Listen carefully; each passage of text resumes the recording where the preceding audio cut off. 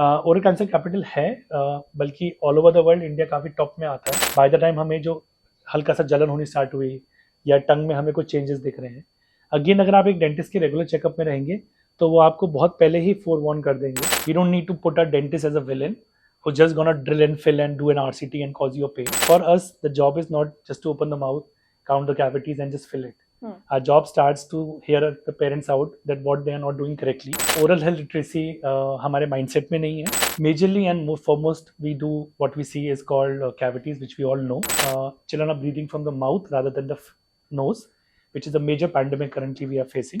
कॉम्बीफ्लेम खा लेते हैं, लौंग का तेल लगा लेते हैं, वो सिर्फ आपके दर्द को थोड़ा सा कम कर सकते हैं, लेकिन जिस कारण से दर्द हो रहा है वो कारण कभी नहीं जाता है। ब्रश किस तरीके से होता है वो बहुत इंपॉर्टेंट है, टूथपेस्ट कौन सा यूज कर रहे हैं वो भी बहुत इंपॉर्टेंट है, और फ्लॉस तो वो सब जगह लिखा रहता है smoking is injurious to health, but then हम उसको चूज कर लेते हैं।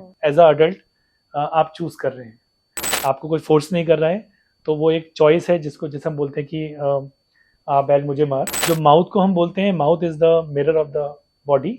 Oral health, body health, metabolic health सब जुड़ी हुई हैं। हम जो बच्चों को आज खिला रहे हैं, इन फ्यूचर इनकी क्या हेल्थ होगी, we can all guess about it. Hi, I'm Shreyasa Vijay and you're watching Rhythm. While we generally focus on various aspects of our bodily health, we generally ignore our oral health. So, on this World Oral Health Day, we are here to address some critical concerns surrounding our oral health that significantly impact our overall well-being. And to talk more about this, today we have with us Dr. Sanchit Paul, who is a dentist with a specialization in pediatric dentistry. Thank you, Dr. Sanchit, for joining us today. My first question to you is that we have often heard of pediatricians, but not many know about pediatric dentists. So, how is it different from regular dentists? Yeah, thank you, Shreyasa, for kind invite. Yeah, so it's a very important thing we are starting with.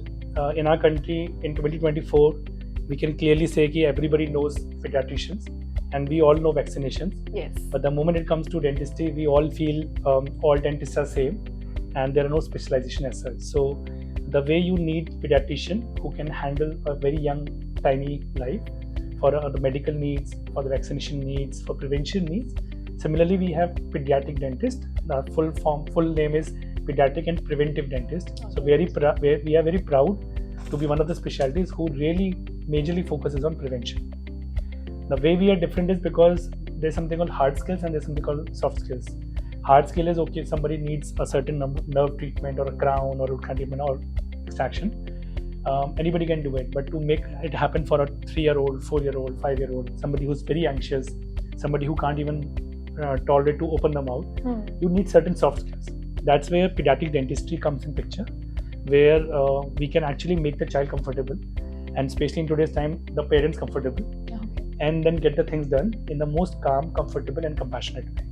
So, what is it like working with kids specifically? Because kids are like really tough to deal with. Yeah. So I can say 2 words: joyful and stressful. Okay. The ratio keeps on changing depending on the day. It's majorly joyful when we try to do behavior transformations, try to educate parents. So for us, the job is not just to open the mouth, count the cavities and just fill it.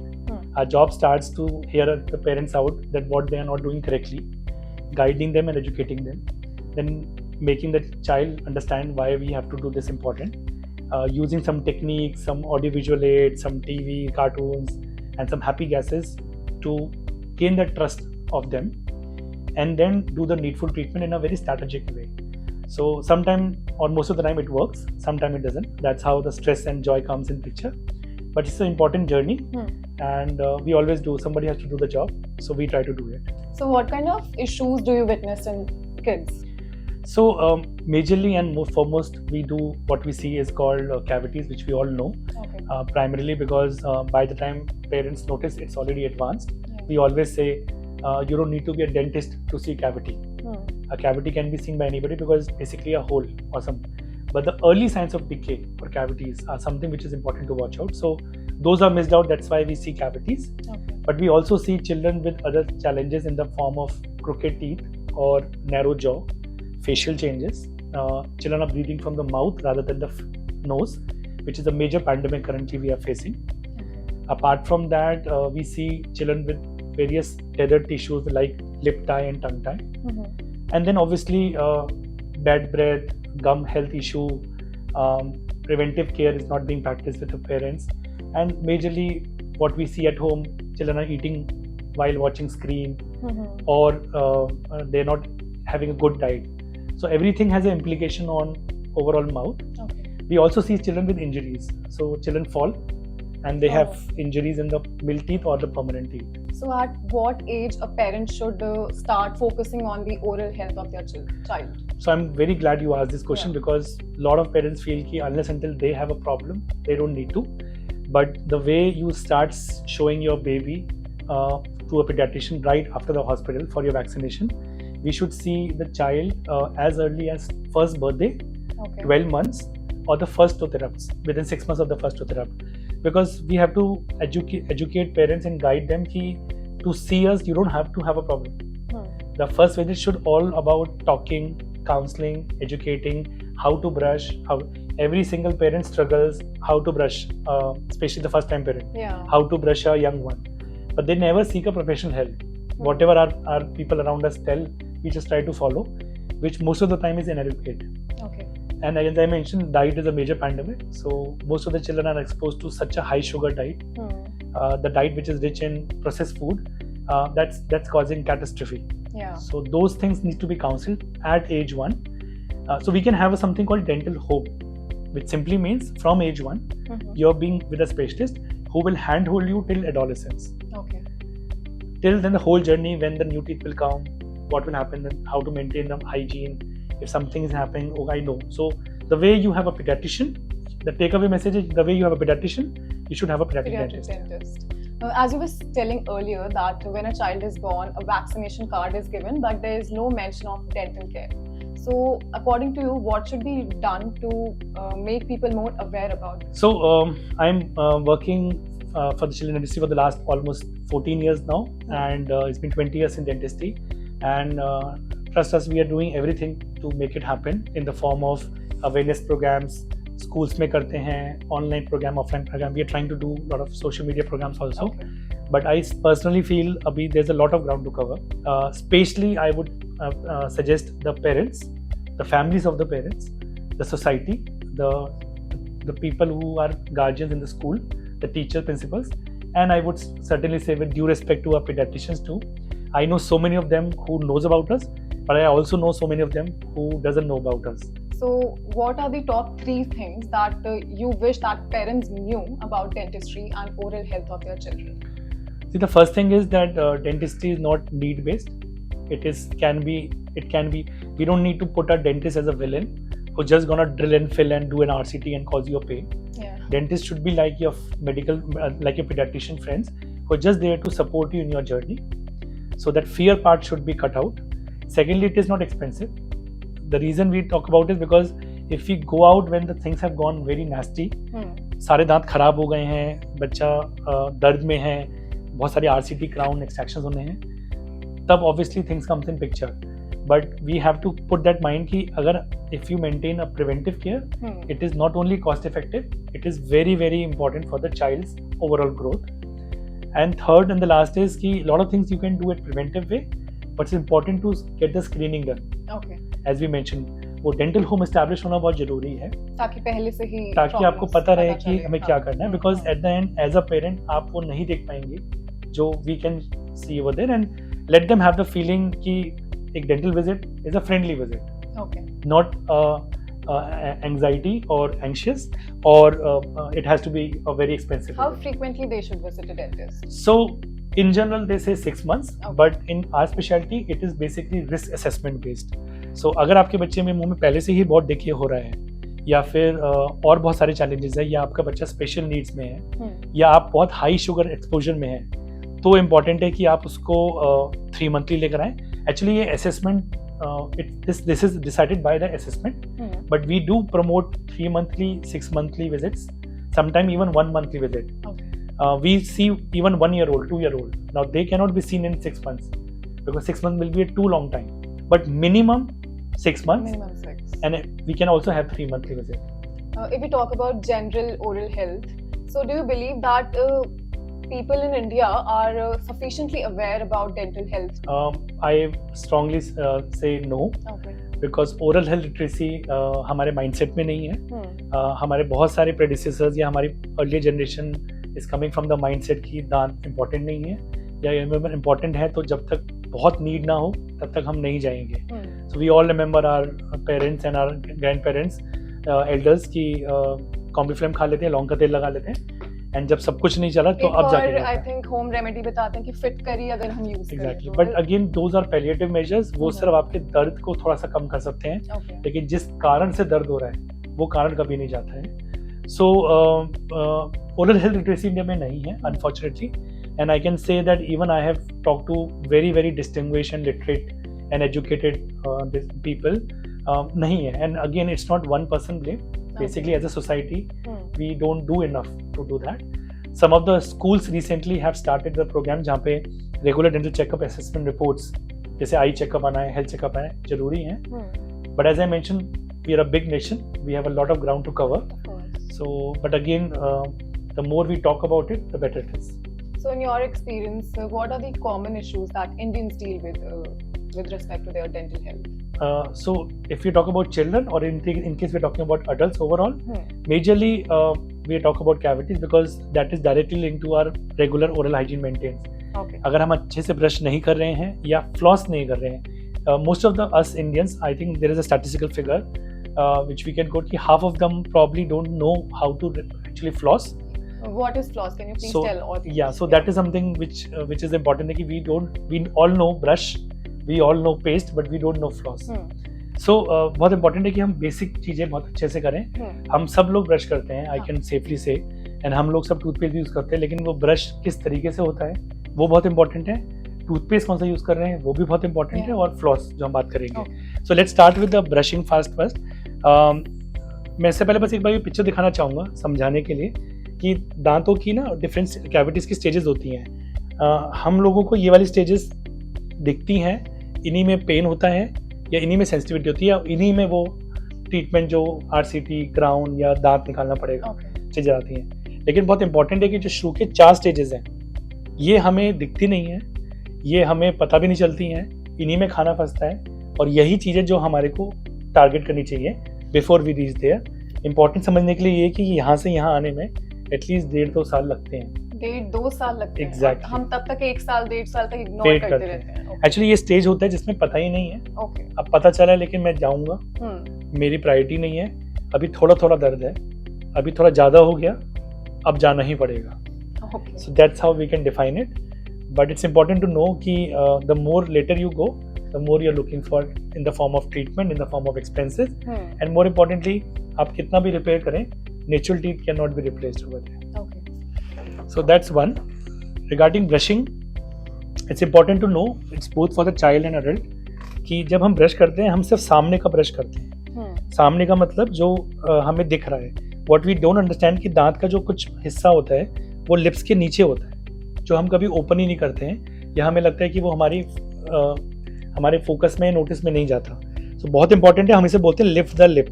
आप lip को lift करें, pink और white gums और teeth के बीच में brush करें। ये हमारा ब्रश है, इसको out, in, top, cross, will come again, out, in, top, cross, same नीचे, आउट, इन। ये थोड़ा मुश्किल है नीचे वाला, बट इंपॉर्टेंट है हम कॉन्शियसली करें तो हम ये कर पाएंगे। मोस्ट ऑफ द टाइम हम ब्रशिंग अनकॉन्शियसली करते हैं, या तो हम नींद में होते हैं या हम उस पर फोकस ही नहीं कर रहे होते। सो ये 2 मिनट का काम है, लेकिन बहुत फोकस होकर होना जरूरी है। बहुत इंपॉर्टेंट है ये ब्रशिंग टेक्निक, हम बच्चों और बड़ों दोनों में कर सकते हैं। ब्रश भी बहुत इंपॉर्टेंट है, हम सब लोग यूज्ड टू है ब्रश करने के, मैनुअल ब्रश करने के, जो कि इफेक्टिव है, बट अगेन उसमें इंपॉर्टेंट है कि हमारा खुद का हैंड मूवमेंट होना बहुत जरूरी है, विच इज कॉल्ड डेक्स्टरिटी। बट आज के टाइम में इलेक्ट्रिक ब्रशेस काफ़ी पॉपुलर हैं। इलेक्ट्रिक ब्रश का मेजर रोल होता है, उसमें 2 चीज़ें होती हैं, एक होता है रोटेटिंग मोशन, एक होता है ऑसिलेटिंग, इसे RO बोलते हैं। ये RO हेल्प करता है, अगर आप उस जगह पे ब्रश रख दें तो बाकी काम अपने आप कर लेगा, इवन अगर आप अपना हाथ नहीं कर रहे हैं। So electric brush has been found to be fairly effective in motivation and in terms of कि हम रेगुलरली करें कंसिस्टेंसी के लिए। तो इलेक्ट्रिक ब्रश एडवाइजेबल है, आप बहुत सारी कंपनीज अवेलेबल है मार्केट में, आप वो देख सकते हैं। सो इलेक्ट्रिक ब्रश सही technique, now important thing comes is toothpaste. So मैं किसी ब्रांड का नाम नहीं लेना चाहूँगा, बट टूथपेस्ट बहुत सारे अवेलेबल हैं, बट हम में से बहुत कम लोगों को पता है कि एक रिक्वायर्ड अमाउंट ऑफ फ्लोराइड एक नेसेसरी चीज़ है ब्रशिंग में. बहुत सारे टूथपेस्ट फ्लोराइड फ्री आते हैं. एक थोड़ा फैशन नया ट्रेंड है कि हम फ्लोराइड फ्री टूथपेस्ट यूज़ करना चाहिए. बट उसके पीछे का रीज़न क्या है? हाँ, तो ये रीज़न थोड़ा साइंटिफिक है अगर हम इसको समझना चाहते हैं. जैसे माउथ किसी टूथपेस्ट में बहुत सारी चीज़ें होती हैं. मेंथॉल होता है फ्रेशनेस के लिए, टेस्ट के लिए होता है, कलर होता है, सॉल्ट है, चारकोल है, बट ये सब एडिटिव्स हैं. जो एक टूथपेस्ट का मेजर कंपोनेंट होता है वो फ्लोराइड होता है. वो फ्लोराइड ही है जो दांतों को स्ट्रॉन्ग करता है, बैक्टीरिया की एक्टिविटी को कम करता है एंड ओवरऑल आपके दांतों को एक प्रोटेक्शन देता है. क्योंकि छोटे बच्चे फ्लोराइड टूथपेस्ट निगल लेते हैं, सॉलो कर लेते हैं, क्योंकि उनमें स्पिटिंग की एबिलिटी नहीं होती है. उन बच्चों के लिए फ्लोराइड फ्री टूथपेस्ट बनाए गए. बट ये फ्लोराइड फ्री टूथपेस्ट तब तक ठीक है जब तक आपके मुंह में या तो दिखे नहीं है या आपका बच्चा स्पिट नहीं कर पा रहा है, जो कि नॉर्मली 2.5-3 तक का होता है. बट अनफॉर्चुनेटली आज के टाइम में मैं 1 साल 2 साल के बच्चों को देता हूँ, उनके डैमेजेस हो गए हैं. अगर आपके मुंह में डिके हो चुका है या अगर आप हाई शुगर डाइट लेते हैं, एक्सपोजर है, बच्चा स्लो खाता है, स्क्रीन टाइम लेके खाता है, या एज अ अडल्ट आप भी बहुत ज़्यादा जंक फूड खाते हैं, तो बेसिकली आपका टूथपेस्ट वो प्रोटेक्शन नहीं देता है जो बच्चों का टूथपेस्ट होता है. सो उन बच्चों के लिए बहुत ज़रूरी है कि आप 1000 ppm फ्लोराइड टूथपेस्ट यूज़ करें, जो कि बड़ों में होता ही है. सो थैंकफुली हमारे टूथपेस्ट में वो होता है, बट बच्चों के टूथपेस्ट में नहीं होता है. So the take away message is कि 1000 ppm फ्लोराइड हर उसके लिए इंपॉर्टेंट है जो दांतों को प्रोटेक्शन करना चाहता है. इसमें अमाउंट इंपॉर्टेंट रहता है. सो अगर हम बड़ों को दे रहे हैं तो उनमें स्पिटिंग का इशू नहीं है, तो वो आराम से वो अमाउंट यूज करें और उसको स्पिट करें. सेम अमाउंट जो आप बच्चों के लिए. सो हाँ, वो अमाउंट जनरली पीस साइज से लेके फुल ब्रिसल हो सकता है. अमाउंट इतना इंपॉर्टेंट नहीं है कि हम स्पिट कर ही देंगे. हालांकि कुछ रिसेंट गाइडलाइंस हमें सजेस्ट करती हैं कि आप उसको स्पिट करने के बाद रिंस ना करें. नॉर्मली हम क्या करते हैं, ब्रश किया, पेस्ट किया, उसके बाद हम उसको रिंस कर देते हैं. एक्चुअली रिंस करने के बाद वो जो टूथपेस्ट का कांटेक्ट होना चाहिए फ्लोराइड से, वो होता ही नहीं है. तो एक सजेस्टेड कई सारे एविडेंस बोलते हैं, कई सारा स्टडीज बोलती हैं कि आप उसको स्पिट करें लेकिन सोलो ना करें. कई सारे इंटरनेशनल गाइडलाइंस ये बहुत स्ट्रांगली प्रमोट करती है, कई सारे कंट्रीज में ये होता भी है. बच्चों के केस में क्योंकि वो ये नहीं कर पाएंगे, स्पेशली 3 साल से छोटे के बच्चों में, तो हम एडवाइस करते हैं कि आप अमाउंट उतना लें कि अगर वो अंदर भी लें तो वो प्रॉब्लम नहीं है. Which is rice grain size for less than 3, चावल के दाने जितना. अगर 3 साल से ऊपर है तो मटर के दाने जितना. और उसके बाद एक बार 5 साल का बच्चा हो गया, मैं अपने कई सारे पेशेंट को देखता हूँ जो 8 साल का बच्चा है, हम दूध के पेस्ट ही, हम बच्चों का पेस्ट ही यूज़ कर रहे हैं. तो जैसे आप डायपर यूज़ नहीं करना चाहेंगे, बॉटल यूज़ नहीं करना चाहेंगे, ऐसे टूथपेस्ट करें. Last but not the least is the floss.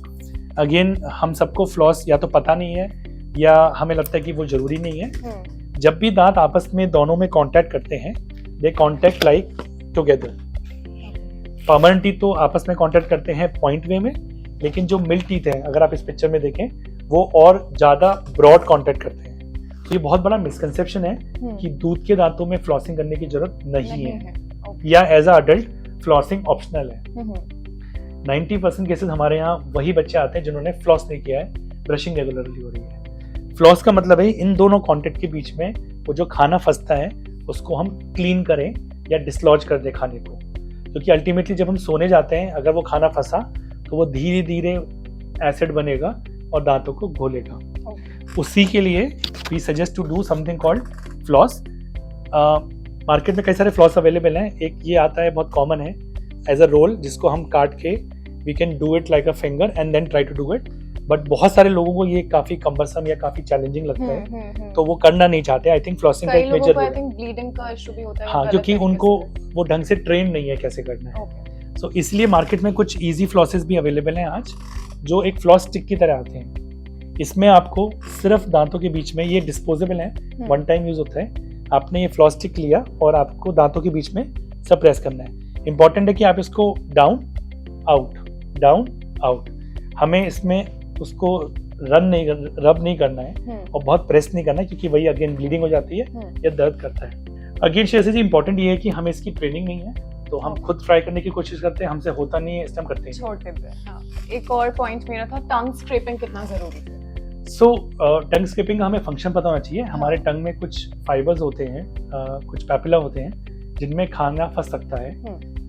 Usually वो सेल्फ क्लिनजिंग होता है, लेकिन अगर कई वो थिक है तो उसमें आपको कोटिंग दिखेगी जिससे स्मेल भी आती है और देखने में अच्छा लगता है। सो टंग स्क्रैपिंग उन लोगों के लिए एसेंशियल है।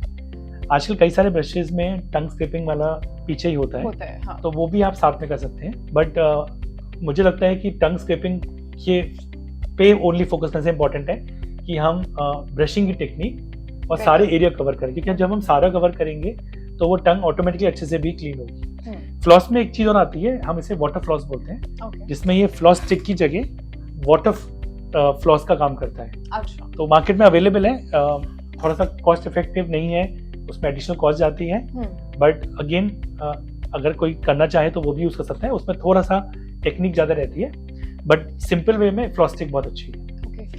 एक और पॉइंट मैं रेज करना चाहती हूँ कि बहुत से over the counter mouthwashes आजकल बहुत अवेलेबल है, तो how safe is it to use mouthwashes regularly? So mouthwash एक डबल एज स्वॉर्ड की तरह है। आप उसको कुछ लिमिटेड टाइम के लिए यूज करते हैं, especially on prescription, then it is absolutely fine, but आप उसको रेगुलर यूज नहीं कर सकते हैं, क्योंकि वो माउथ वॉश का जो मेजर पर्पस है वो एक एंटीबायोटिक की तरह है। तो वो एंटीबायोटिक आप 2-3 दिन, 5 दिन, हफ्ता 10 दिन खाते हैं। सो माउथ वॉशेस का मेजर प्रोटोकॉल होता है जब आप पर्टिकुलर एक गम डिजीज पे फोकस कर रहे हैं, गम डिजीज से स्ट्रगल कर रहे हैं, या ओवरऑल आपके माउथ में काफी बैक्टीरिया प्लाक रहता है, तो हम एक 10 दिन 15 दिन का प्रोटोकॉल देते हैं जिसमें आप वो माउथ रिंस यूज करें, बट उसके बाद आप उसको बंद कर दें, क्योंकि अगर आप वो रेगुलरली बंद यूज करेंगे तो जो माउथ रिंस जिस बैक्टीरिया पे काम कर रहा है उसके रेजिस्टेंट बैक्टीरिया डेवलप हो जाते हैं और वो इनफेक्टिव हो जाते हैं। और कई केसेस में देखा गया माउथ रिंस अगर आप ढंग से स्पिट ना करें कैंसर का भी कारण हो सकता है। आपने कैंसर का नाम लिया, ओरल कैंसर की अगर हम बात करें तो oral cancer is one of the top cancers in India, so much so that India is known as the oral cancer capital of the world. Right. So why is that and what can we do to prevent it? So I'm glad you asked and I appreciate आपने बहुत अच्छा अपना homework research किया है। Oral cancer capital है, बल्कि all over the world India काफी top में आता है ओरल कैंसर, तो बाकी कैंसर्स में भी, बट ओरल कैंसर का मेजर रीजन यही है कि हमारा जो टोबैको की तरफ इंक्लिनेशन है, चाहे वो स्मोकिंग हो, चाहे वो टोबैको कंजम्पशन हो इन द फॉर्म ऑफ गुटखा, पान मसाला, वो एक मेजर ट्रिगर फैक्टर है, क्योंकि जब भी हम वो मुंह में रखते हैं फॉर इंडेफिनिट पीरियड टाइम, जैसा हम सब जानते हैं हमारे आसपास बहुत लोग हैं जो ये कई सालों से यूज़ कर रहे हैं, तो वो एक मेजर ट्रिगर फैक्टर आ जाता है। इसके अलावा जो अर्ली साइंस होते हैं वो हम मिस कर देते हैं। बाय द टाइम हमें जो हल्का सा जलन होनी स्टार्ट हुई या टंग में हमें कोई चेंजेस दिख रहे हैं, अगेन अगर आप एक डेंटिस्ट के रेगुलर चेकअप में रहेंगे तो वो आपको बहुत पहले ही फोरवॉर्न कर देंगे कि ये कुछ चेंजेस हमें दिख रहे हैं, क्योंकि ओरल कैंसर अगेन जैसे बाकी चीज़ें एक दिन में डेवलप नहीं होती हैं। तो और उसके अलावा हमारा स्मोकिंग, अल्कोहल और टोबैको, तो ये तीनों चीज़ें जिनकी वजह से हमारा जो क्रॉनिक यूज़ है, जो लॉन्ग टर्म यूज़ है, जो ट्रिगर कर रहा है, एंड ये बहुत अनफॉर्चुनेट है। डिस्पाइट हम काफ़ी अवेयरनेस देख रहे हैं इस बारे में गवर्नमेंट की तरफ से भी या अदरवाइज भी, बट वो सब जगह लिखा रहता है smoking is injurious to health, but then हम उसको चूज कर लेते हैं। सो बट मैं एज अ पेडियाट्रिशियन ये बोलूँगा कि एज अ अडल्ट आप चूज कर रहे हैं, आपको कोई फोर्स नहीं कर रहा है, तो वो एक चॉइस है जिसको जैसे हम बोलते हैं कि आप बैल मुझे मार, तो वो हमें अवॉइड, वो हम सबको पता है, वो हमें कॉन्शियस कॉल लेनी है। जो माउथ को हम बोलते हैं, mouth is the mirror of the body. आपके बॉडी में चाहे स्टमक में इशू हो, चाहे आपके हार्मोन्स में इशू हो, चाहे आपके ओवरऑल सिस्टम में कोई इशू हो, माउथ में सबसे पहले चेंजेस देखेंगे। So our oral health is directly linked to our general overall health. Yeah. So आप अभी जैसे बता रहे थे कि early symptoms हम मिस कर देते हैं oral cancer की, तो what are those symptoms?